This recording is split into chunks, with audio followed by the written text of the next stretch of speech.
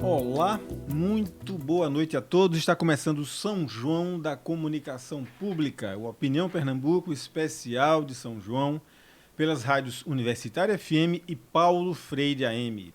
É São João, minha gente, e hoje a gente vai falar dos ritmos de uma das maiores festas populares da cultura brasileira, as festas juninas. Vai, Felipe!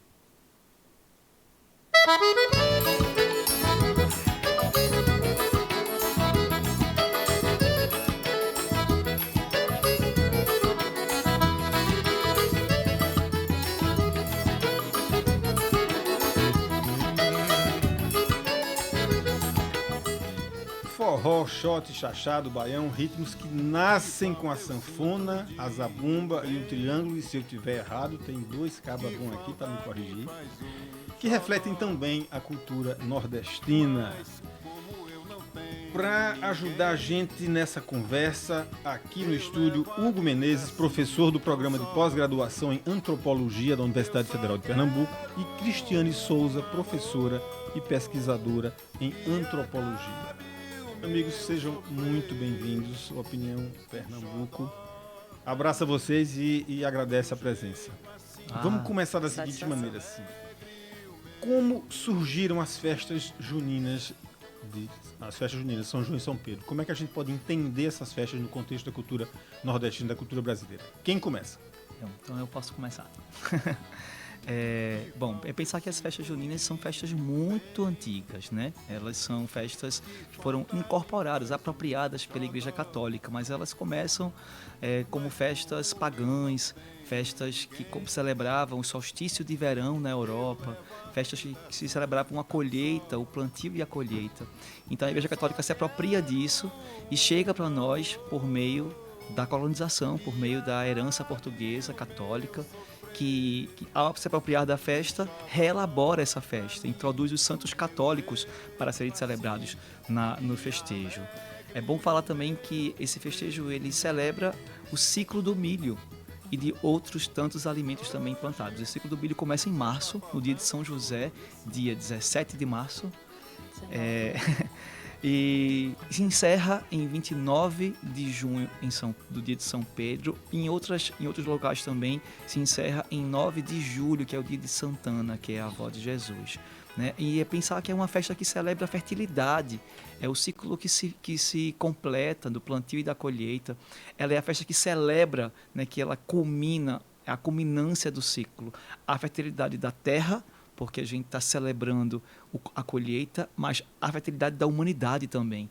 Então, são festas que os seus símbolos estão ligados à dança de pares, à dança junto, ao encontro de casais, porque a procriação e a fertilidade da humanidade também é um símbolo da festa. Então, é uma festa que celebra a junção carnal, que celebra os casamentos, os matrimônios. Os santos da Igreja Católica são santos ligados a essa junção familiar. São José é o pai de Jesus, é o padroeiro da família. São João é o padroeiro dos casamentos, porque ele foi em defesa dos casamentos, ele foi morto e decapitado por Herodias, que tinha traído o seu marido, e ele foi em defesa da fidelidade conjugal e matrimonial. São Pedro é o santo ligado às viúvas. Santo Antônio é o santo casamenteiro, que todo mundo conhece, as simpatias que são inseridas na festa. É uma festa cheia de simpatias, de narrativas que se ligam ao matrimônio, que se ligam ao encontro, de rezas, novenas e orações. É uma festa do matrimônio e do casal. Por isso que as danças como o forró são tão importantes para essa festa. Cristiane, você quer acrescentar? Nossa, depois de tudo isso, mas assim, só a pontuar que a cada simbologia dessa, né, a festa ela vai ganhando mais elementos, né? A fogueira, ela já era um símbolo desde a Europa. Então, essa fogueira ela foi incrementada pela Igreja Católica, assim como o símbolo do nascimento de São João, né, de São João Batista. A questão do colorido, das bandeiras, né, vem para mostrar a questão da alegria, da festividade. O milho, que é indígena, ele é brasileiro, né? Ele foi incorporado pela igreja para também fazer esse sincretismo com relação ao período, né, de São José até o período do dia de São João também, né, para fazer todo esse sincretismo aí, né? Então, a cada elemento, né, eu costumo dizer que essa é uma festa que ela tem todos os elementos sensoriais. Ela tem a visão, ela tem a audição, ela tem o paladar, ela tem o olfato, ela é uma festa completa. E aí eu perguntaria assim, o quanto essa festa tem de mistura de cultura? Assim, como é que a gente, pelo menos, sinaliza? Porque essa deve ser uma história muito longa para contar, mas como é que a gente sinaliza a participação da cultura europeia, a participação da cultura negra e da cultura índia nas festas juninas? Se você fosse para a comida, ela já é um elemento por si só que traz todos esses elementos. Então, o milho, que é indígena, ele é ralado numa peneira, não, num ralo europeu, né? Ele é coado numa arupema indígena e ele é cozido numa panela de barro. Sim. Então, assim, se você só pela comida você já traz esses elementos. Se você for buscar na história, então, aí é que você vai trazer muito mais essa mistura. Eu acho que as festas públicas, Josimar, elas são festas... As festas públicas brasileiras têm as suas tradições completamente multirreferenciais. Elas produzem uma junção das heranças europeias, indígenas e negras. Embora, enquanto festas públicas, as heranças indígenas e negras elas saltam aos olhos, elas estão mais evidentes. No caso das festas juninas, a gente vê isso também, em todas as experiências, desde a festa culinária, como o Cris falou, mas também nas experiências sensoriais, auditivas, né, na dança. A quadrilha é uma dança de pares que tem uma herança europeia, e a quadrilha é dançada no São João, nas festas juninas, né? Então ela vem da Europa. O coco é uma dança que tem a origem na junção entre grupos indígenas e grupos negros que foram aqui escravizados no Brasil e que conseguiram colocar fortemente a sua cultura como ponto de partida de resistência, né? Então a gente vai encontrar nessa festa, nos ritmos, na dança, na música, na culinária, esses elementos juntos como qualquer outra festa tradicional brasileira. A gente sabe o quanto essa festa é importante, quanto nos referencia, quanto marca a nossa cultura nordestina. Mas como é que ela é comemorada em outros estados, em outras regiões? Quais são as diferenças? A gente consegue estabelecer alguma diferença na culinária ou na própria influência europeia, que é muito mais forte na região sul e sudeste? De que maneira a gente mais ou menos determina essa diferença nas festas juninas, nos ritmos todos e com relação às regiões? Eu creio que aqui no Nordeste ela tomou mais força por conta do período colonial mesmo, né, onde o Nordeste ele predominava, né, no sentido da colheita, né, cana-de-açúcar e tal, tanto é que Pernambuco ela tem uma doceria aí gigantesca, né, e bem vasta por conta desse período colonial. E eu acho que no Nordeste ela ganha mais força por conta disso, né? Mas não quer dizer que no resto do Brasil a gente não tenha. Inclusive, elas são até apelidadas de festas julinas, por se estenderem até julho também em outros estados e tal. Mas eu creio que as características elas são bem semelhantes. É bom lembrar que o Brasil é também forjado a partir do êxodo nordestino, né? Então, a gente vai encontrar nordestinos do Brasil inteiro. E essa forma de lidar com a festa pública, como o São João, a gente chama de São João esse complexo festivo que é no mês de junho, são as festas juninas, mas aqui a gente chama de São João, né? Então, as festas juninas, o São João, ele se expande para o Brasil inteiro a partir também do êxodo nordestino. Então, a gente tem migrantes nordestinos, grande população migrante nordestino em Brasília, em São Paulo, no Rio de Janeiro. E quando eles saem daqui, quando o nordestino migrante sai daqui, ele leva consigo sua bagagem cultural, né? Digamos que idiosincrática, específica daquilo que a gente vivencia aqui no Nordeste. Então a gente vai levar para lá e claro que como qualquer tradição, em outros lugares ela vai ganhar outros contornos. No norte do país, por exemplo, as comidas são tanto diferentes. Não só o nome delas muda, mas também a predominância do milho, por exemplo, no norte do país ela é menor. Então, as comidas típicas do norte do país, as festas de Belém que eu já visitei, elas não têm o milho como centro na sua centralidade simbólica, emocional e da dinâmica festiva. Aqui, sim, o milho faz parte do centro, né? A gente começa plantando o milho, as comidas são todas de milho, as comidas típicas são de milho. Então, a gente tem nossas especificidades. E elas são espalhadas para o resto do Brasil e adaptadas também em outros lugares do Brasil, a partir do êxodo nordestino. A gente sabe do peso do forró, né? Da importância do forró e do quanto o forró faz parte das festas juninas, desse ritmo forró. Mas não sempre foi assim? Existiram outros ritmos nas festas juninas que também faziam a cabeça da turma, assim, que faziam tanto sucesso? Assim. Quais são os ritmos que marcam as festas juninas do Nordeste? E as características, por que o forró e talvez o baião eles se destacaram mais, e aí o que é que a gente tem mais a respeito disso? Vamos lá. Agora especificamente dos ritmos. Os ritmos, eles, principalmente para a quadrilha junina, os critérios de avaliação de alguns concursos, eles são bem específicos às vezes, sabe? Você vai trazer qualquer letra de música, mas que seja em algum ritmo junino, sabe? Então, assim, ainda se mantém. Então, o coco, o chachado, as danças pernambucanas, assim como o frevo, o maracatu, eles ainda são incorporados, mesmo que inconscientemente e conscientemente também. Agora eu posso afirmar que sim, porque a gente tem um elo, que é o tema, que une essas propostas. E o ritmo forró, né, ele é muito presente, né, por ser uma dança de par, né, por ser uma dança que propicia esse encontro. Ele ainda é muito, muito forte dentro da quadrilha. O forró é um grande guarda-chuva, né, Josimar? Assim, ele é um guarda-chuva que abriga muitos ritmos. Chachado, shot. O forró é patrimônio imaterial do Brasil. Logo, logo, espero que ele concorra a patrimônio da humanidade junto à Unesco.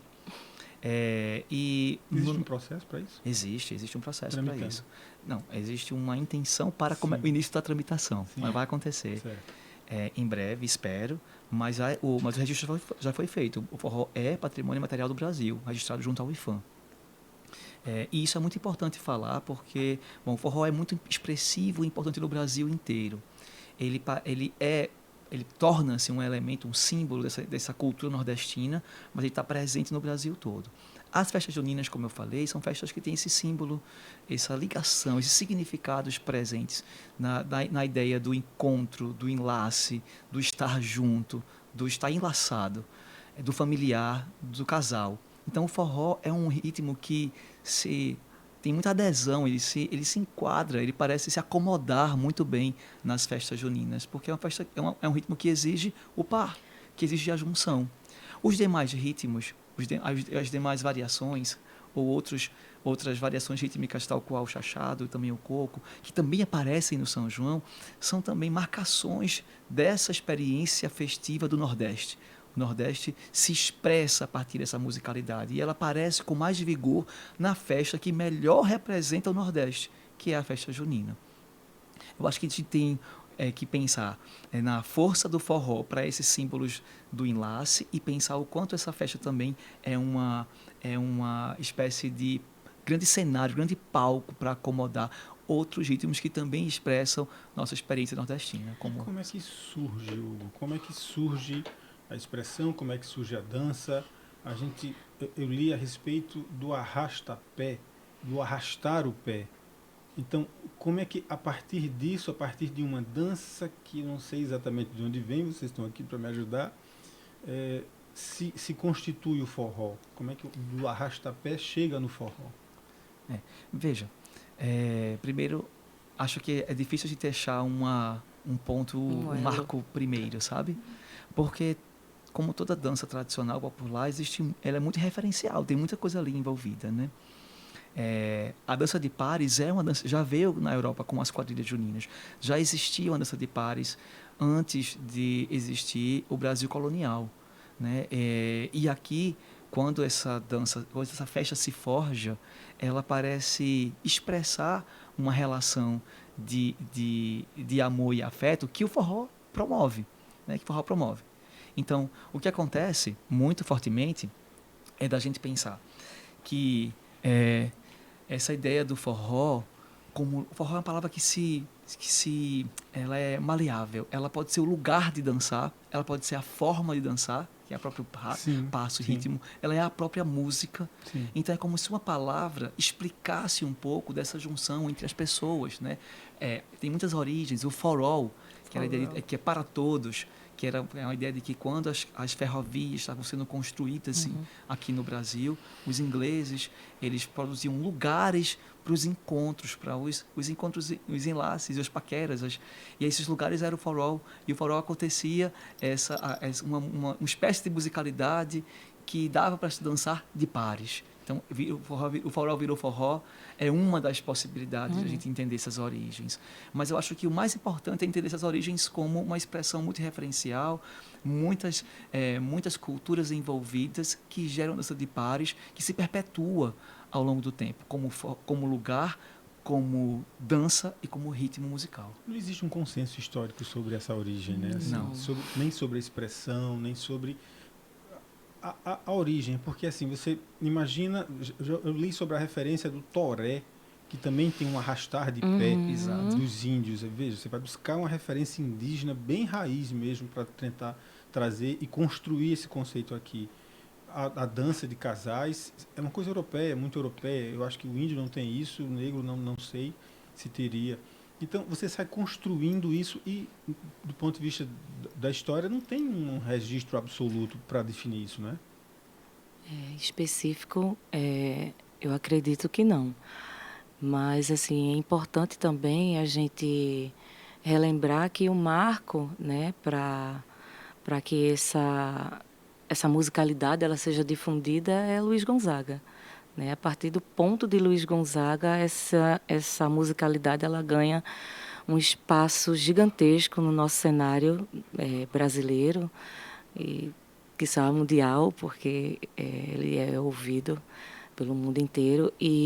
Mas, assim, dentro dessa marca das festas de junho, Luiz Gonzaga tem uma importância gigantesca. Assim, tanto é que todos os artistas que seguem ele, né, o pós-Luiz, tem ele como uma referência muito forte.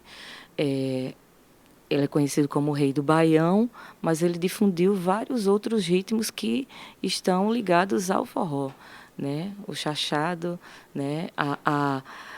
Depois que ele começou a se caracterizar, vamos dizer assim, como cangaceiro, né? Com chapéu de couro, gibão e tal, o nordestino mesmo, surgiram outras propostas, né? Por exemplo, o chachado ele foi difundido por Luiz Gonzaga, mas ele foi algo criado pelo cangaço, né? Porque existe a coisa do arrastar o pé, o chachachá.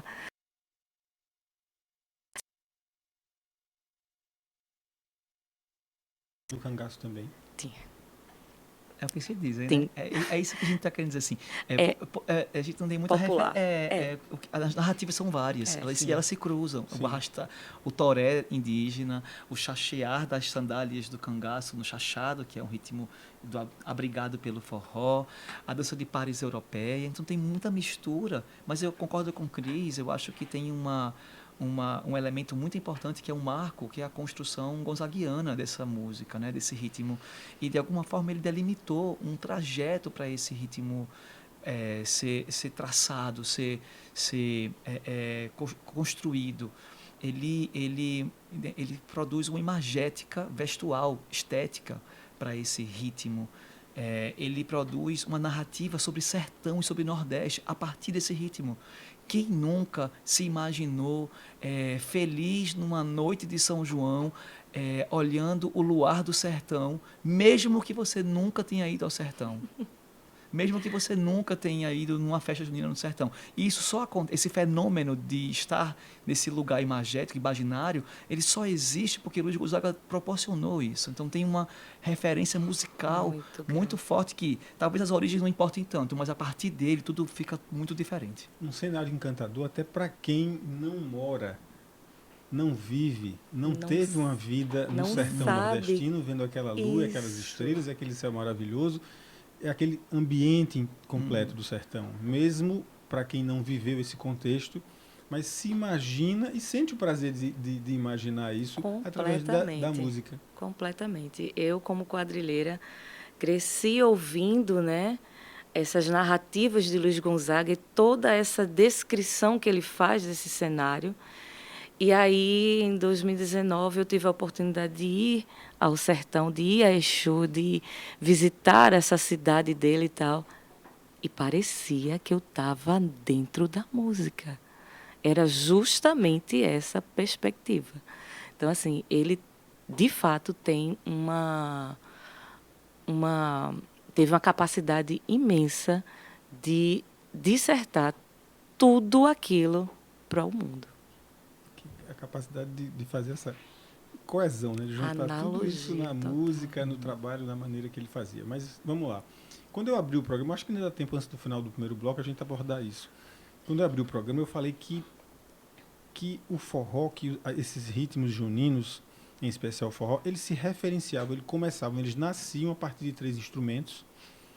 Pensando agora sob a ótica dos instrumentos, a gente tem a sanfona, o triângulo e a zabumba.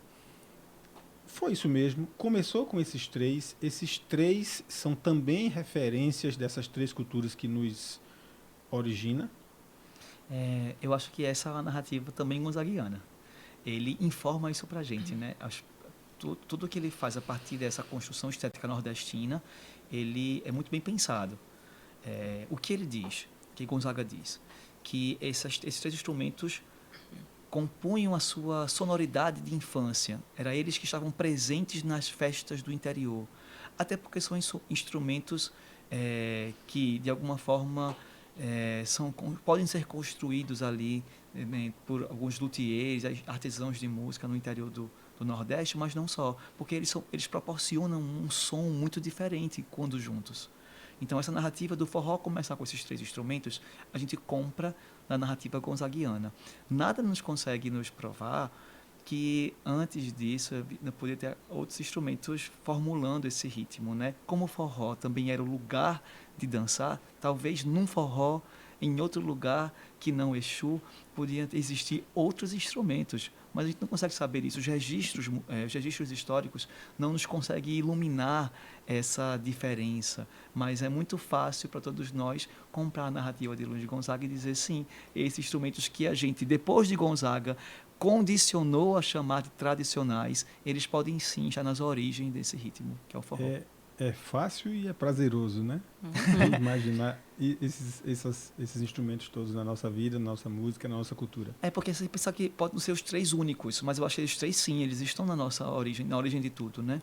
Eles podem não ser os únicos, a gente dizer que isso começou com eles e a gente achar algo que é impossível de confirmar, mas é possível confirmar que sim, esses instrumentos estão desde as origens, e se essas origens, elas partem também da narrativa gonzaguiana, então isso fica ainda mais fácil, né? Então se ele diz que está lá, ele viveu um período anterior, de repente a gente pensar também que essa busca pelas origens talvez dos instrumentos que compõem o forró, ela não consiga dar conta da complexidade que é a formulação de um ritmo, né? Alguns instrumentos foram abandonados, outros foram incorporados, porque é assim a vida inteira, né? A vida inteira das tradições populares é de mudança, a gente incorpora uma coisa e abandona outras, é de mudanças e permanências, né? E eu acho que a esses 3 instrumentos foram mais incorporados outros do que eles foram retirados. Isso. Nessa construção da música nordestina. O pandeiro, por exemplo, pandeiro é árabe. E você pode ter em um algum pandeiro. Momento entrou também. Em algum momento. O Jackson está aí para provar isso. Exatamente. Pois bem, então, Você vai dizer que não é? Que não está incorporado. Mas a narrativa de Gonzaga, o trio é que era fundamental. Acho que está na hora da gente fazer intervalo. Já? Vamos fazer intervalo? Tem um forrozinho para a gente ouvir aí, Felipe? Quem é que vem por aí? Eu tinha botado na lista aí um Dominguinhos, mas pode ser Luiz Gonzaga, pode ser o que você quiser. Vai botando baixinho, vou fazendo aqui o encerramento do primeiro bloco, enquanto a gente escuta um forrozinho. Gente, a gente está falando aqui no Opinião Pernambuco, especial São João, porque chegou o São João na comunicação da TV pública. E a gente está aqui com Hugo Menezes, professor do programa de pós-graduação em Antropologia da Universidade Federal de Pernambuco, e Cristiane Souza, professora e pesquisadora em Antropologia. A gente está falando hoje dos ritmos do São João, os ritmos das festas juninas. Pausazinha rápida, vai curtindo aí esse forrozinho da Zantrola, que daqui a pouco a gente volta. Eu perguntei, uai, por que tamanha judiação?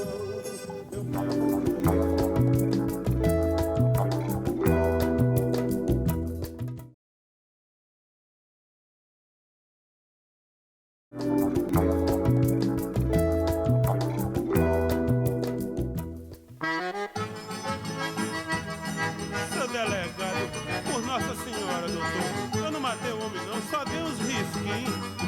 Cabe a cara morredor, doutor. Juro por Nossa Senhora. Seu delegado, digo a Vossa Senhoria, eu sou filho de uma família que não gosta de voar. Mas traz Antonte no forró de Manevito, tive que fazer bonito, a razão vou lhe explicar. Eu vou entrar logo aqui, eu posso entrar? Eu vou entrar aqui, porque senão vou cortar muito esse música, porque não pode passar muita música não, porque o YouTube atrapalha a vida da gente. Gente, estamos de volta com a Opinião Pernambuco pelas rádios Universitária FM, Rádio Paulo Freire AM, no especial de São João. Hoje, falando dos ritmos juninos. A gente está recebendo Hugo Menezes, professor do programa de pós-graduação em Antropologia da Universidade Federal de Pernambuco, e Cristiane Souza, professora e pesquisadora em Antropologia. Essa música que você ouviu aí é Forró de Manevito. É o forró que se entende como sendo o primeiro forró. Acho que para a maioria dos historiadores, a partir dessa música se crava a expressão forró e passa a se trabalhar com essa música e com todas as suas variantes e versões que vêm depois, que vêm a partir de Luiz Gonzaga, que é o grande criador, o cara que fincou a bandeira do forró na cultura brasileira e também na cultura nordestina. E aí esse forró vai mudando, vai se transformando, e eu pergunto a vocês, se transformou em quê? Passou para onde? O que é que foi acrescentado? Como é que vocês veem essa nova música, essa nova maneira de se fazer forró? É outra coisa? É a mesma coisa? Qual é a crítica e o que é que vocês têm para dizer a respeito disso? Nossa, eu não sei te dizer. Meu marido, ele é músico. Cuidado. Bem tradicional, né? Assim. E como a gente estava falando no bloco anterior, a gente estava falando dos instrumentos que de fato são a tríade que faz essa musicalidade. Mas quem disse que a guitarra, o baixo, né, de Acisão dos anos 90 não embalou tantas quadrilhas juninas por aí afora, né? Que o piseiro, que hoje é colocado por tantos outros intérpretes também de Luiz Gonzaga, não é um forró, né? Acho que a cultura ela vem se somando, se modificando, e é papel cultural mesmo da gente estar se simultando, né? A gente tem a discografia dele inteira para se fazer base, voltar, retornar, né? A gente vê hoje ritmos de passinho com as músicas de Luiz Gonzaga, né? E você vai dizer, se descaracterizou e deixou de ser forró, mas Luiz Gonzaga está ali. Está ali, está marcado, né? A gente entrevistou aqui mesmo nessa mesa o Beto Ortiz. É um sanfoneiro que tocou com meio mundo de gente aí, tá? Um cara super desenrolado. Ele chegou a tocar com Dominguinhos, inclusive, fez parceria. Trabalhou em vários álbuns de Elba, de Geraldo Azevedo e tal. E aí ele disse que sentiu essa questão bem na pele. Ele chegou para um determinado show e pediram para ele para tocar piseiro. E aí ele disse, o que é que eu faço aqui agora?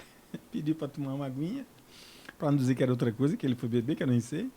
Mas ele foi lá e voltou, pensou, e aí, de alguma maneira ele passou para a gente que conseguiu fazer uma adaptação à música que ele já fazia, que é na sanfona e tal, mas ele buscava algum elemento lá do piseiro e tal. Aí o que eu jogo para vocês é assim, o quanto essa cultura se transforma, assim, a tendência é mais a agregar elementos, mas mantendo uma raiz, mantém essa raiz a gente percebe que ela fica. Então, primeiro acho que é bom a gente pensar que cultura é dinâmica. Cultura é dinâmica, tradições são dinâmicas, as coisas mudam. Aquilo que a gente chama de tradicional nada mais é do que uma convenção. A gente convencionou a chamar aquilo de tradicional. Vou te dar um exemplo, Josimar. As quadrilhas juninas que a gente tem como tradicional, a gente entende como tradicional, é aquela quadrilha junina dançada na escola, com vestidinho remendado, xadrez, marcas no rosto, dente quebrado, chapéu de palha, que é uma quadrilha que se remete a uma caricatura do homem e da mulher do campo. Numa ideia de rural muito atrasada, jocosa, as pessoas não sabiam falar direito, não sabiam andar direito, era um estereótipo do rural, desses termos, do termo do jocoso, do comedioso, para fazer frente. O urbano é moderno, o urbano é inteligente, o urbano... Porque essa era a brincadeira do São João que a gente inscreveu como tradicional. Mas as quadrilhas vieram da Europa, depois vieram para o Brasil como dança palaciana. Depois foram incorporadas como uma caricatura da dança palaciana no mundo rural. Depois veio do mundo rural para a cidade. E a gente escolheu um desses lugares para chamar de tradicional. Aí a quadrilha hoje, ela não trabalha mais com esse estereótipo do matuto. Ela trabalha hoje com outras referências a partir das festas juninas. Ela não mais brinca com essa história de achar que o campo é atrasado, porque o campo não é atrasado. Muito pelo contrário, o mundo rural hoje é um mundo completamente atravessado pela urbanidade e pela multirreferencialidade. A internet está aí, as redes sociais estão aí. O agro é tão urbano quanto as cidades. Então, não dá para a gente estar em cima dessa caricatura. Ou seja, o que eu quero dizer com isso é que o que a gente vê hoje é a continuidade, é a permanente mudança das tradições. E as quadrilhas que hoje estão trabalhando, por exemplo, numa estética muito diferente dessa tradicional, elas trazem Luiz Gonzaga em seus repertórios, elas trazem coco, chachado, baião em seus repertórios. Ou seja, elas acabam trabalhando a serviço da manutenção. As mudanças estéticas nunca são, para te responder, Josimar, nunca são a mudança, o abandono das referências. É a adaptação, a luz de novos tempos, é trazer de uma outra forma, é usar aquilo que a gente está vendo na internet a favor das nossas raízes, para também pegar a sua palavra, a favor do que a gente entende de quem somos nós. Então é pegar um clipe da Beyoncé e usar numa coreografia de Luiz Gonzaga no Arraial. E as pessoas que estão assistindo se identificar com essa mistura de modernidade extrema, que é a Beyoncé, com regionalidade extrema, que é Luiz Gonzaga. Essa é a função dos grupos culturais, essa é a dinâmica da cultura. Como a minha função aqui é provocar vocês, eu vou buscar aqui o pensamento da minha mãe. Diga. Uma senhorinha que está lá em João Pessoa, mora na Paraíba. Hoje, aos 76 anos, ela olha para uma quadrilha daquela e diz, não é para ser assim. No meu tempo não era desse jeito, no tempo de vocês não era desse jeito. A quadrilha era uma coisa dançada. Hoje é uma coisa, parece que deram um choque elétrico em todos eles estão ali... O ritmo, tentando traduzir o que ela quer dizer, ela percebe que é tudo muito mais acelerado, que é muito mais...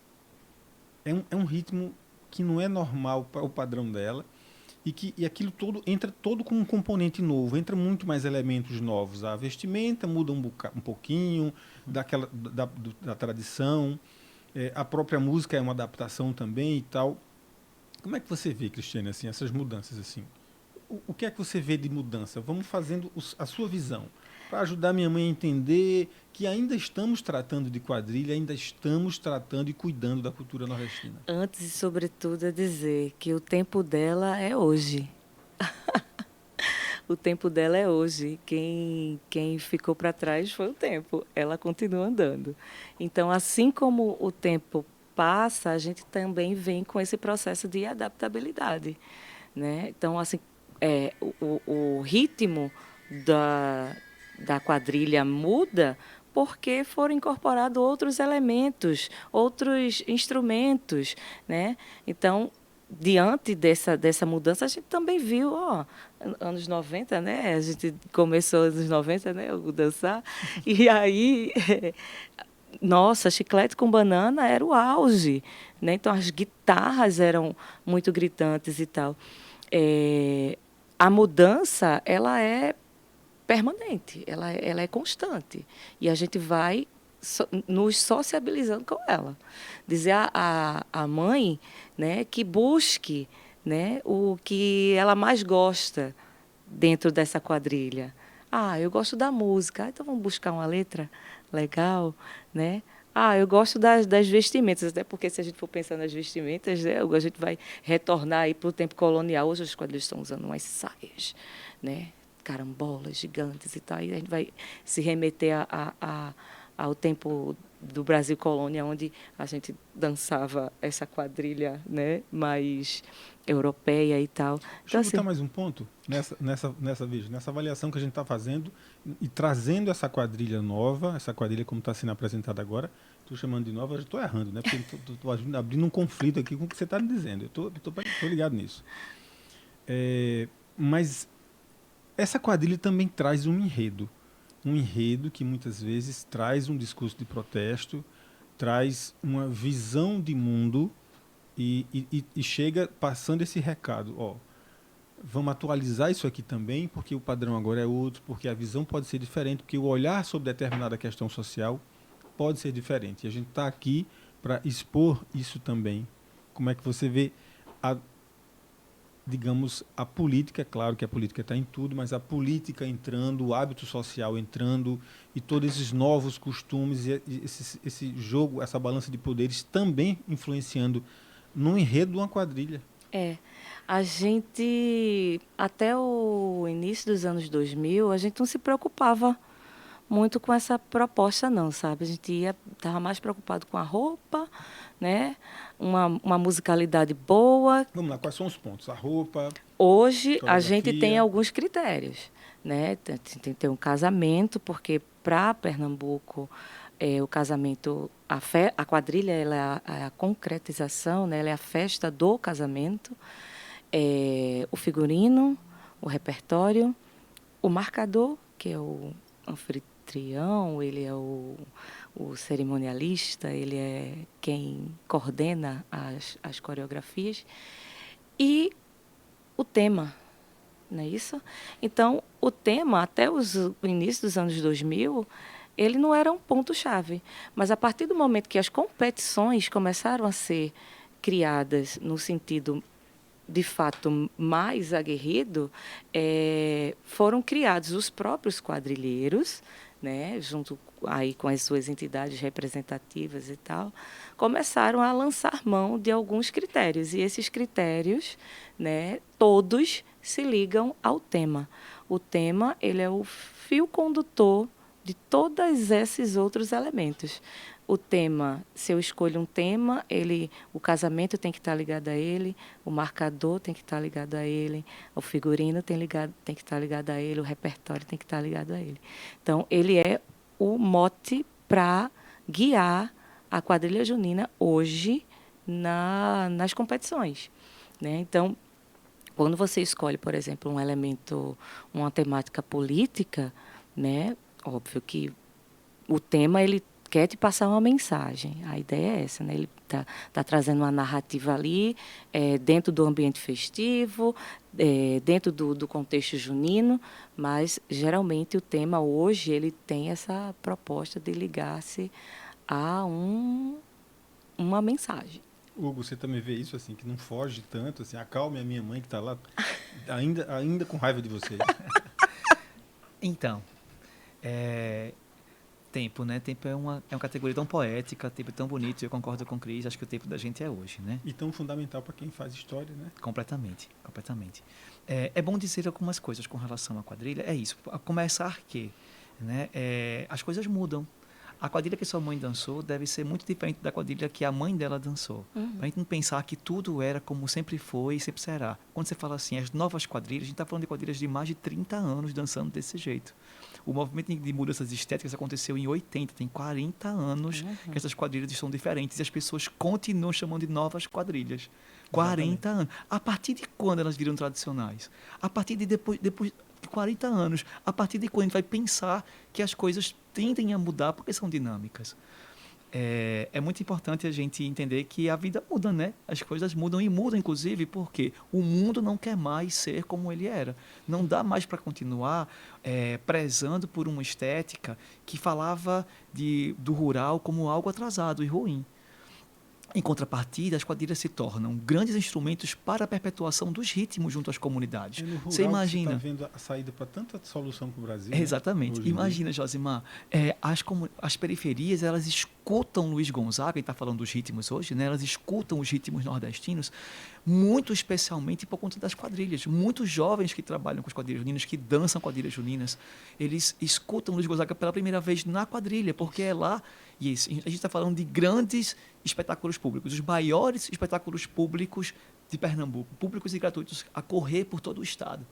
E chega na periferia, eles vão ouvir, embora com a estética diferente da estética matuta, o ritmo dançado tem uma relação plena com os ritmos nordestinos e com a herança gonzaguiana. E essa comunidade vai ouvir, esses jovens vão aprender a ouvir essa música.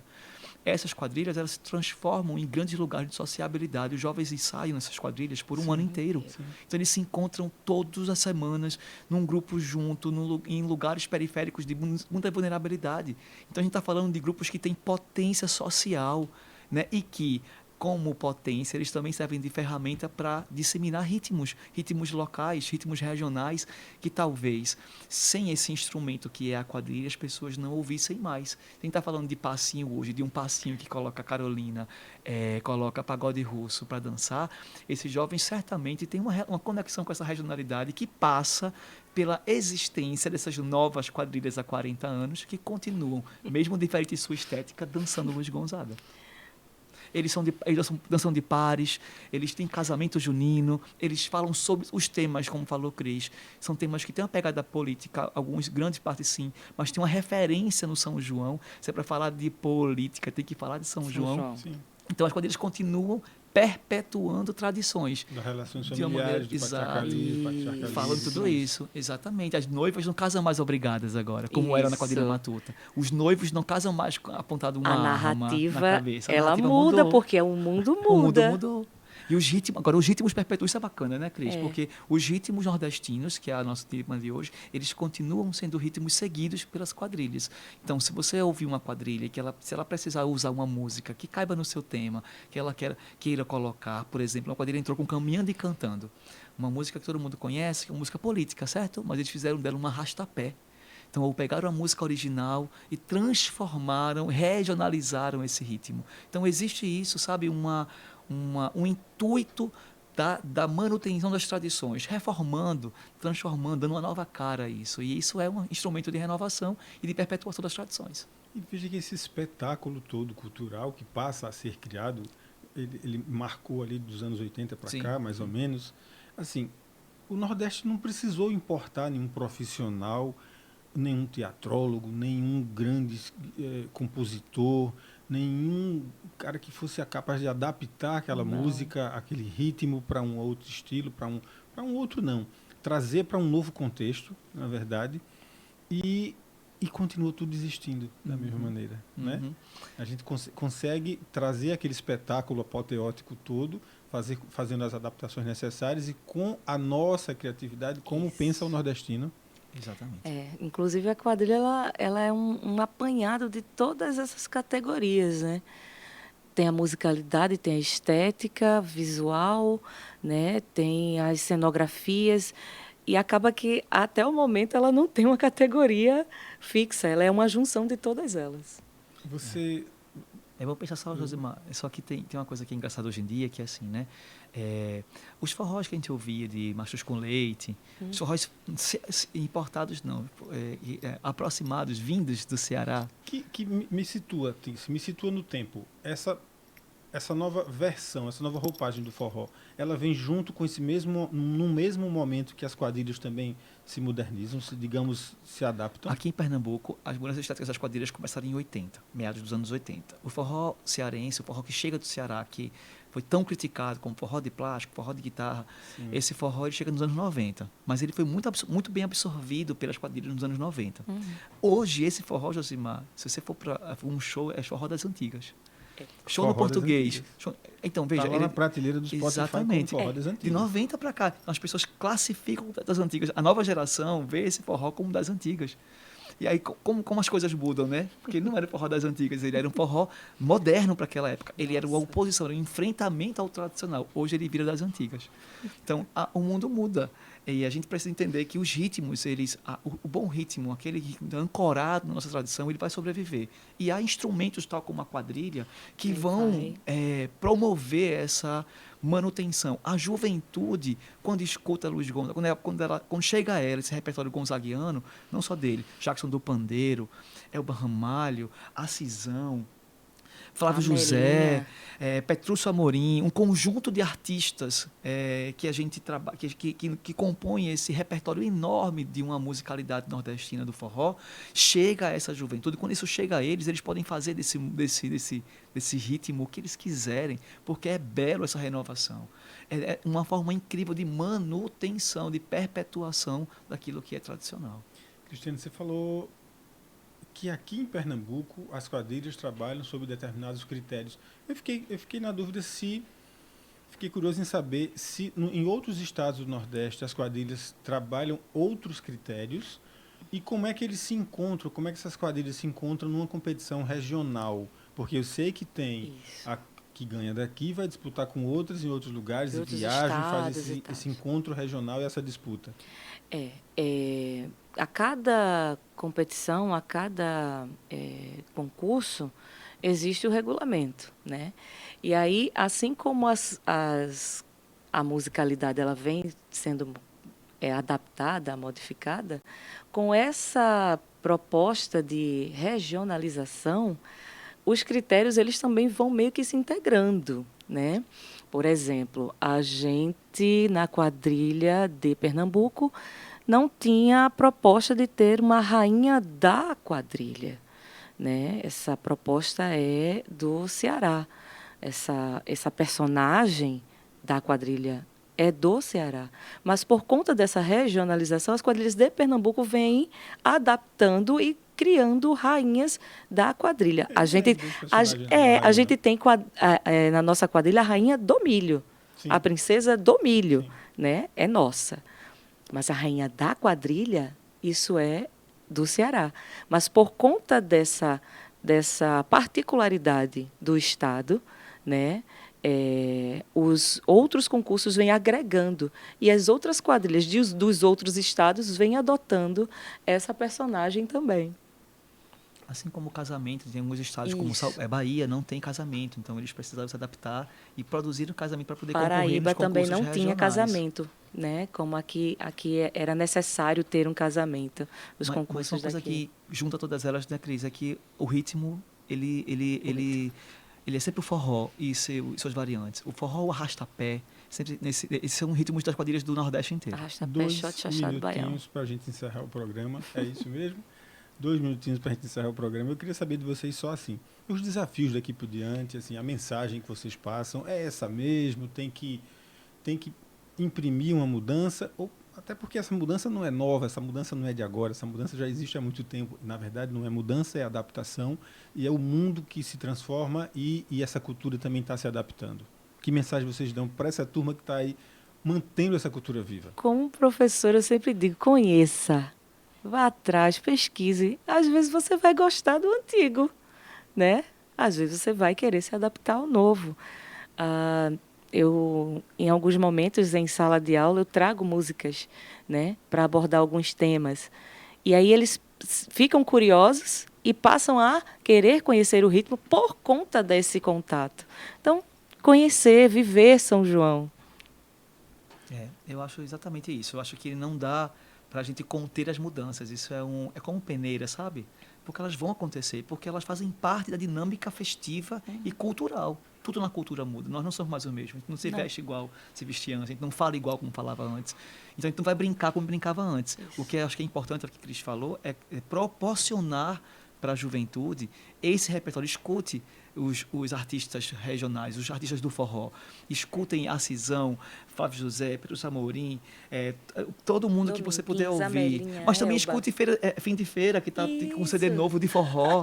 Mas também escute os artistas novos, jovens artistas que estão fazendo forró. E também peguem esse repertório e usem ele como você sabe melhor. Quiser fazer um funk deles, faça, mas escutem eles primeiro. Isso. Porque a gente ancora das nossas raízes, do nosso repertório tradicional, para catapultar as mudanças. A mudança só vem a partir do grande conhecimento do que é da gente. Ouviu, né, dona Marlene? Então vamos se ligar, minha mãe. Gente, só agradecer vocês, a presença de vocês. O programa é maravilhoso, eu acho que bastante esclarecedor. Eu acho que trazer essas ideias de mudança, de novidade, deixar isso mais calmo na cabeça de quem acha que está muito distante, muito diferente, é um papel nosso também, como comunicador, e de vocês como professores. Agradecer demais a presença de Hugo Menezes, professor do programa de pós-graduação em Antropologia da Universidade Federal de Pernambuco, e Cristiane Souza, professora e pesquisadora em Antropologia. Hoje a gente falou dos ritmos do São João. É São João, minha gente. Aproveite seu dia, aproveite sua noite, aproveite sua festa. Esse programa teve uma direção de Ana Clara Reis, produção de Andréa Rocha, Ricardo Araújo e minha, Josimar Paraíba.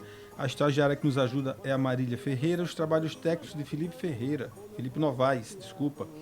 Direção de imagens de Charles Martins, que também está ali com a gente. A todos, uma boa noite e viva São João!